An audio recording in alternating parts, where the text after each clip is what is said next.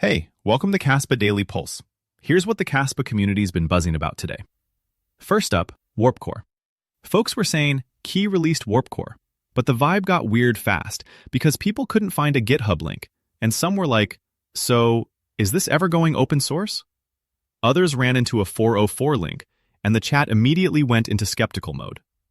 The core debate: is Warpcore actually meaningful for Kaspa, or is it basically just a glorified audit log that doesn't create real demand for Kas? One side was like, if it gets real companies settling on Kas, who cares, get them in. The other side was like, cool story, but where's the fee pressure? Which leads into the spiciest nerd fight of the day: how fees really form. There was a legit back and forth on whether fees rise just from raw transaction volume, or whether you need competition and urgency, people racing to get included because being late actually costs them. Someone pointed to the Rothschild test and said fees started rising around 2000 TPS, while others pushed back hard. Volume alone doesn't do it. Contention does. That convo also spilled into long-term security talk. Subsidy pays miners today, but later on fees have to carry more weight, and empty blocks aren't the enemy.